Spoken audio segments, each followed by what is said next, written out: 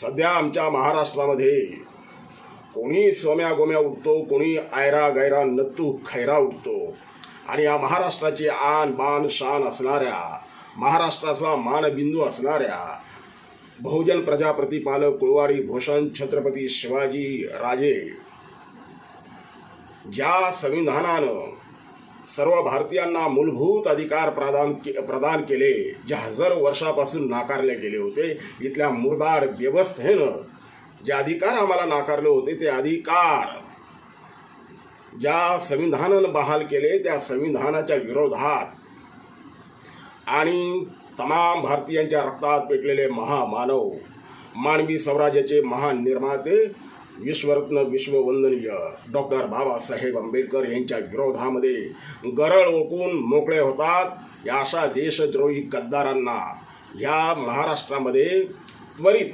ताबडतोब पोलीस संरक्षण देण्यात येते। परंतु जो कोणी संविधानाच्या रक्षणासाठी मैदानात उतरेल त्याच्या वाटेला मात्र मौत।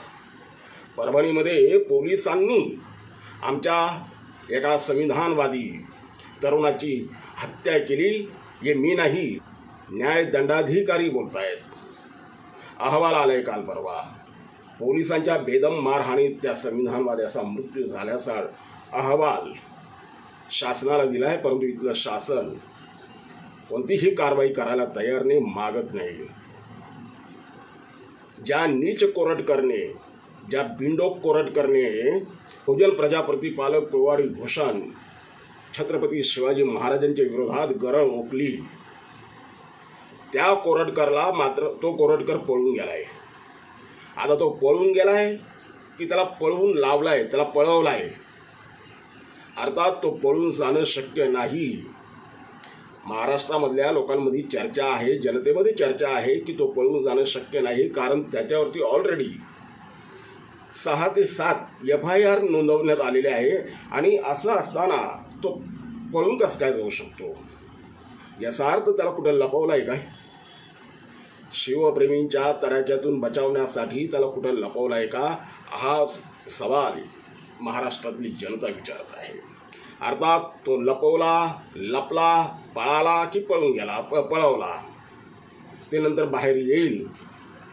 परंतु या महाराष्ट्राचं हे दुर्दैव आहे की या महाराष्ट्रामध्ये महामानवांच्या विरोधात बोला, भारतीय महामानवांच्या विरोधात बोला आणि पोलीस संरक्षण मिळवा, हे मात्र तिरवार सत्य आहे। मग तो कोरटकर असेल, नीच नालायक, किंवा तो विकृत सोलापूरकर असेल, प्रत्येकाला या ठिकाणी पोलीस संरक्षण मिळते।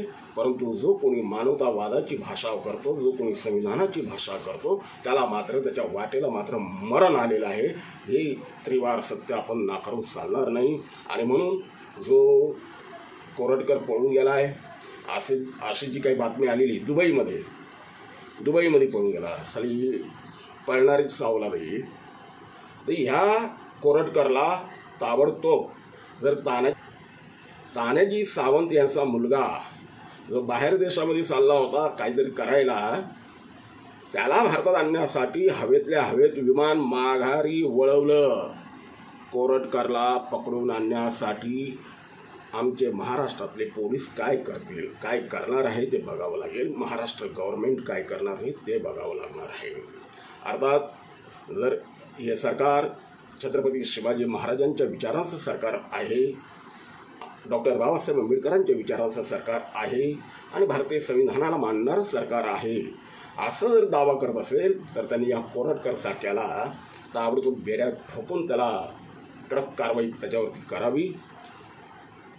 माफी मागून चालणार नाही, कारण ही माफीवीर किती वेळा माफी मागणार आहे, बोलणार आणि माफी मागायची, बोलायचं माफी मागायची।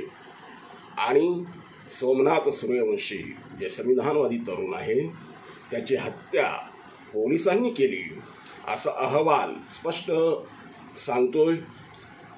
त्यात जे दोषी पोलीस आहे त्यांना देखील लवकरात लवकर फाशीवरती लटकवण्यात यावं, ही या महाराष्ट्रातल्या जनतेची इच्छा आहे।